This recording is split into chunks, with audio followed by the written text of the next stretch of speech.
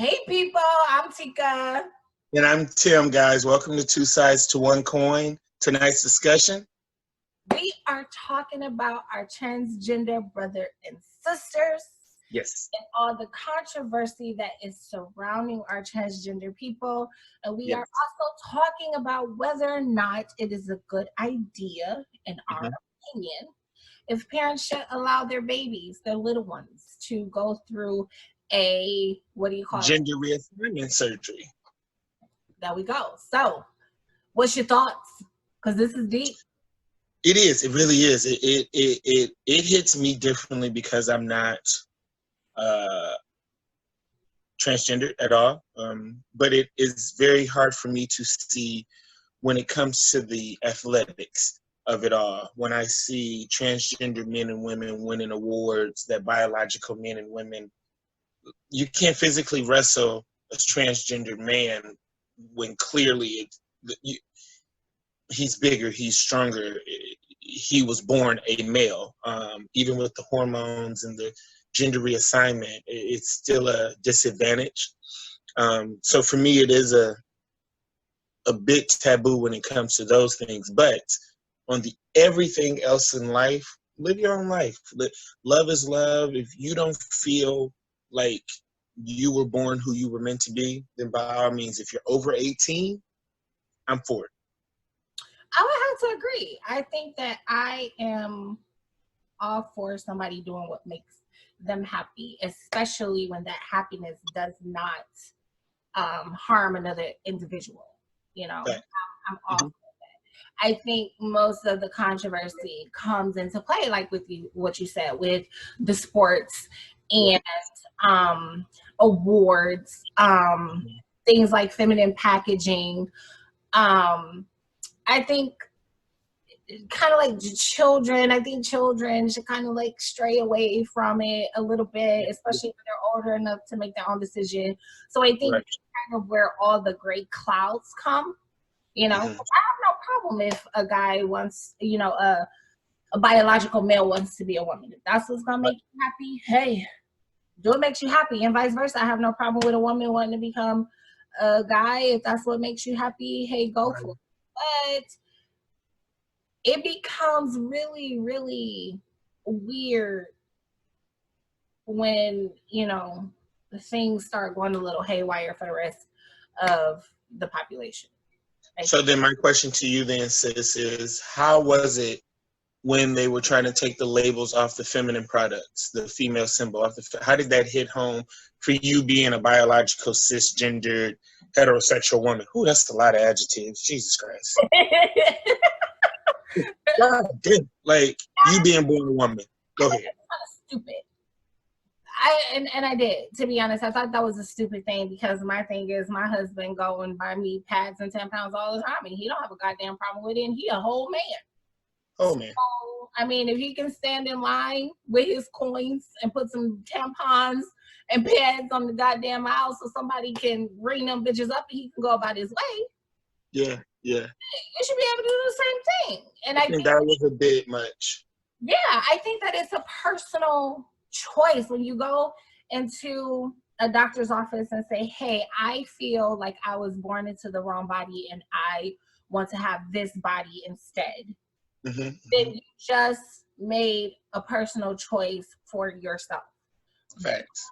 Try to change something like feminine products. I know for me as a woman, I buy a lot of feminine things just because the packaging is cute. And it may be a shitty product.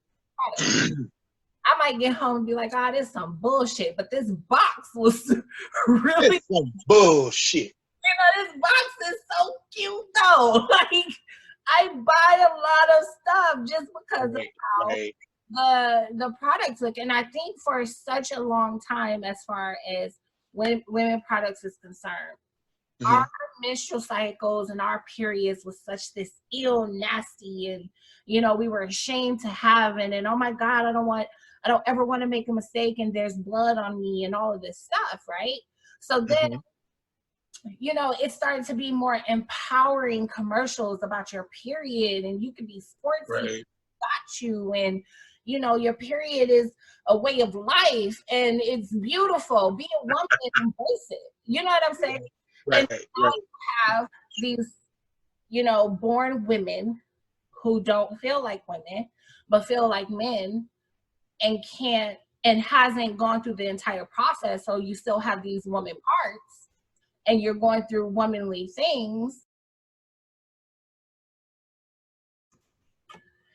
So because their body is still going through everything that, you know, as women are born with, they're like, I don't want to buy any products that has all these fluffy woman stuff on it because I identify as a man. And I don't think that's a fair type of ordeal. You know, go in there, get what you need to get. Nobody is really paying attention to you in my head that much because men do go out and buy that stuff all the time. Men never had a period a day in their lives are going. And I used to keep them in my high school locker. You know that. Like I used to buy Pearl tampons for the girls I knew. Right. So I don't really see what the big deal about that is. Or in my opinion, if it's just something that has to be done, don't take off what's already there. Just make the packaging. Just add to it. Around, like, and let them how they pick. You know, like, you want to see cars on it? Here's a car, and I mean, I don't fucking know, but why take off, you know, the woman symbol to a woman's product? And in my head, it's like, well, if you're gonna go all the way through this transition, you're not gonna be having this shit too much longer. So why do you care, right? Like, am I tripping? Like, do they actually? No, I mean, because when a woman part turn into a penis, they're not still having a menstrual cycle, are they? No.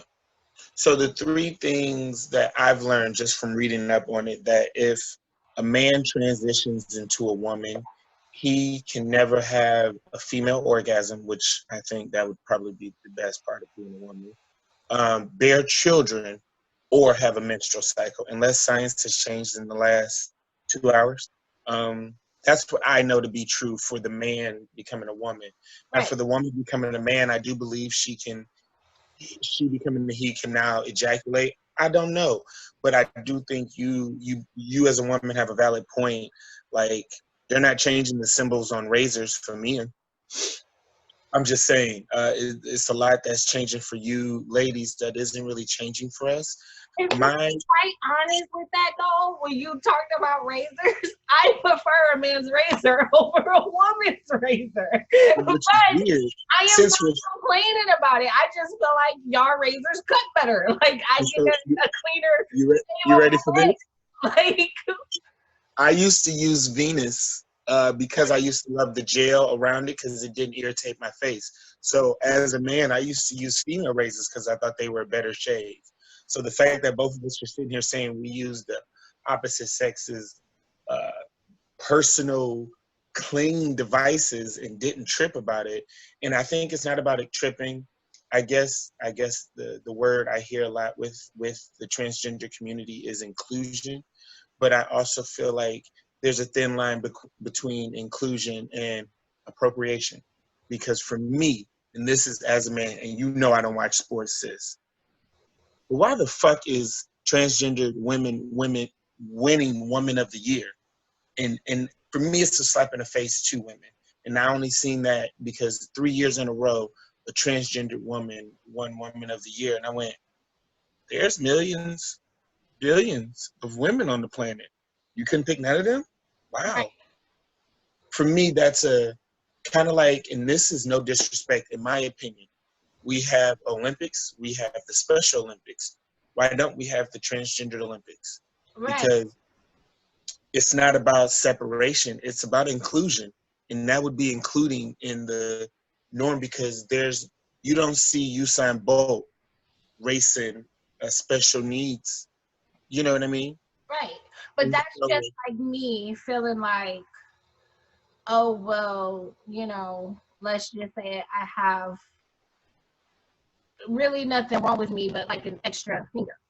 But it doesn't stop me from competing because I still walk, I'm okay. You know, that's just a physical appearance type of thing. But I say because I have this extra finger, I want to be in a Special Olympics.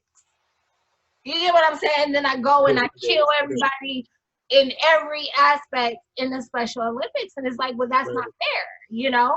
And I feel like it needs to still be separate. It really does. Because I felt really bad when I read the article about, you know, the girls in high school that was the wrestling team and all of that stuff. And now you have these, you know, biological boys who now identify as girls coming in and winning the medals and all that stuff. And it's like they really worked really, really hard for that. And it's like yanking it away, you know? And I kind of feel like that's just another way of putting women down on the totem pole.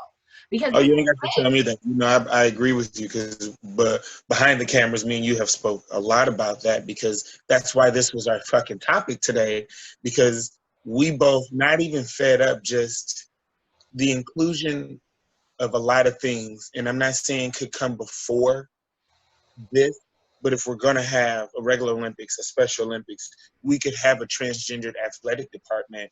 And if we're starting, and let me pause by saying a transgender athletic department in the collegiate level above, because for me, this leads right into our second topic. I don't think children under 18 should have a choice in the matter, and their parents should be penalized as well as the doctor if they're prescribing hormones and signing off on gender reassignment surgeries for any human under 18. I think you should don't mix with the cake until it's done being baked, you know? Right. Yeah, let the cake finish baking all the way and then make it pretty when it come out of the oven. And I get that. I really do. And I think they're now trying to make that a part of the law in Georgia. Really? Her name is I actually looked it up. Jenny Earhart. Yep. And I think that I would fully support that. And I don't think that law whatsoever is saying, hey, as a grown woman or a grown man, you cannot make this decision. Right. That's not what it is whatsoever. Right. But as a child, I feel like they're still developing. You know what I mean? So not mentally and emotionally developing, they're developing mentally and physically. And why alter that process? Right. What happens if they grow up and change their mind? And be like, and that's what I was going to ask you, not to cut you off, sis. In my head, I thought about it. We are just now seeing the long-term effects of LASIK on the human body. There were no more than 5 to 10 year studies. Now we're 20, because around 99, 2000 is when LASIK became popular, but it was like 2009 back then. You know, now we have a study on 20 years effects of LASIK on the eyes. Transgenders have been around since the beginning of time, just like gay, straight, homosexuality. But I think we have now a bigger mass of we don't have a 20-year trial on a kid transitioning. You know, we don't know the effects, not either good or bad effects of an 8-year-old transitioning to the opposite sex. What happens to that 8-year-old when they're 28? Right. And so I think that's the question that needs to be had. Because for me, like you said, over 18, I'm fucking with it. Go get whatever you need done. You know, if you need boobs, if you need this, if you need that cut, that slipped, that flipped, do it. Over 18, sign on the dotted line. You'll go to corner. But if you are under 18, at least wait. You should have to get not just psych evaluations, but you should have to sit down with counselors. And you should have to wait till you're 18. There should be no pull on that. This ain't a tattoo. This ain't a piercing. Right. You know, this isn't a pregnancy. Not to say that that's not, because that's super serious. But this isn't that. This is deeper. So I think when we spoke about the children, anything under 18, in my opinion, not even being a parent, but being an adult. An adult has the right to make that decision, but an adolescent, a child should stand in a child's place. Right. And being a mom, if my son or daughter, you know, my sons, because I do have 3 sons and I have one daughter, and if Mhm. any of them ever came to me and said, "Mom, I feel like this," then it will most definitely be something that we would talk about. And Right. we'll have that conversation. And I will let them know that, listen, I fully support you. Whatever Right. I can do to make your childhood great, I will. But the time you become 18, if you still feel like this, You still feel like that. I'm then going to the doctor by with you. all means, right? And I still support you. I But love you. you also even have to think about the asshole kids out in the world because you have them. You know what is that like for a child that goes to school as a little girl one day, and then their parents start transitioning her into this little boy, Hmm. Hmm. and now they're pushed back into school. She got to, now this little boy has to deal with asshole children because they remember this little boy as a little girl, and vice It's versa. the landscape It is can be different. Yeah. traumatizing. Yeah. Is a child really capable of handling that type of pressure? I would And, rather you be a very supportive parent yeah. at home, have those conversations, let your baby know that it is okay and your family love you and surround them with the people that love them. But we're Yeah. not going to make this decision until you are most definitely Amazing. clear about what it is that you want to do with the rest of your life, because minds can change. I mean, I look at our tattoos from high school, and I love all my Oh, tattoos. shit. Right? You know what I'm saying? I love all of them. I would probably get them redone, some of them refixed, like cleaned up, but I would never remove my tattoos. And I love when I say that because older people be like, when you get older, I'm like, ugh, I got like 17 and I love them. But I think I've had years to think on that. And I remember being over 18 when I made my first decision to get a piercing or something. Because before then I was like, oh, I kind of want this. And my mom was like, I hear you, but when you're 18, you can totally get it. I'm Right. like, okay, you know? And I think, like I said, we don't have that 20-year study of children who got transitioned when they were children, how they are now, good or bad, happy or sad. I would like to at least wait. You know, that for me, that's not a debate. If you're a kid under 18, oh, I love how you feel. But when you're 18, Yeah, I know you Tika's kid, you most definitely would have to wait if that's what your feeling is. But I love you and I support you, and hey, we I gonna told rock you, this, like, gonna rock you this know, out, And yeah, I understand that everybody is trying to cultivate this thing where, oh, let your kids make decisions, but in my head that's not parenting. You're and I don't mean this parenting for a reason, disrespectful and either, all your decisions is not gonna be great. You know what I mean? I because can you're a tell kid. you how many times I would have fucked up in my life if my mother would have just What's let like, go ahead. me make whatever decision I wanted to make. Yeah, But, yeah, oh, yeah, yeah, yeah. be creative and be free. No, fuck that. No, some things you can and you cannot do. Period. Facts. I think back because the geek in me thinks back. Every vampire movie, every vampire TV show, the one biggest law that vampires follow is no one creates immortal children.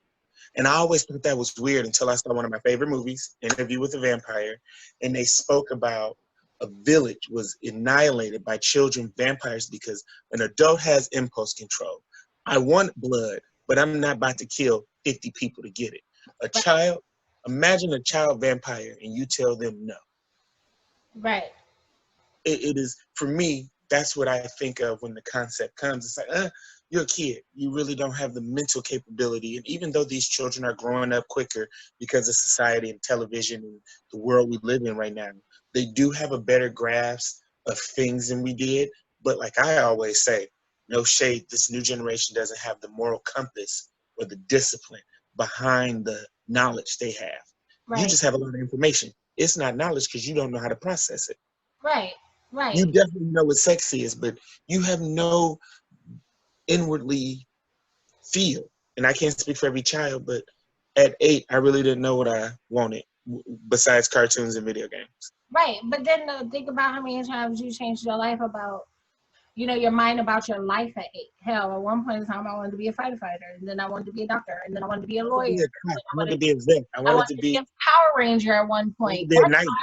I I, wanted to be a knight in Camelot. Like, sometimes you barking like a dog on the ground because you playing with your cousins and somebody got to be the dog. Like, so, no, real shit. That 3-year-old Hell, you'll see a 3-year-old barking. That don't really mean that when they 13, they're gonna want to be that dog. And that's what I feel like we do agree a lot, because that's how we were raised, and not that it's bad, but I don't think a kid should make adult decisions until they're adults. A kid should be a kid as long as possible. Play board games, play outside together, because you can't play outside like we used to. They stealing kids, women, infants, children, men. They just taking everything now. But I think you should allow children to be children. And if you gave children the codes to nuclear war, if they didn't get their way, we'd all be dead. So I think you have to think of that kind of logic when it comes to their lives for the future. Our parents don't give us guns and knives and tell us to play with them freely. That's just not something you do with children. And if you do, you're completely under supervision. So for me, I think don't touch the cake until it's done being baked, and then allow it to change the frosting to whatever it wants. I completely agree. You know what? I was looking at YouTube the other day, and I have to most definitely say that I love me some Flame Monroe. If you don't know who Flame Monroe is, if you have not seen Flame Monroe, please look at her YouTube. She was on Tiffany Haddish Netflix comedy show with all the women. I love her. I love him. I love her. You know, because So she's a transitioned woman, or he is a guy. He's also I guess you could say a transgender woman. He has the boobs, but he also has his male part. He has children, and you know, his heart and even Flame Monroe, you know, when he goes into being his woman, I think he is a really special person. And if you have not seen that YouTube channel, please subscribe to Flame Monroe, because I really that's what's up. Look that up. Definitely subscribe to us too. Ding ding ding.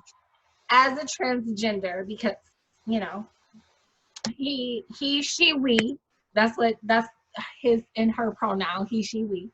Come through pronouns. He identifies as a woman, you know, but he still be a man when he's with his kids and going to the kids functions at their school and everything like that, because he wants his children to have children lives. He doesn't want them to be bombarded with all the questions and all that stuff about his personal choices. Do you have any transgender friends? I personally do not have transgender friends. Okay.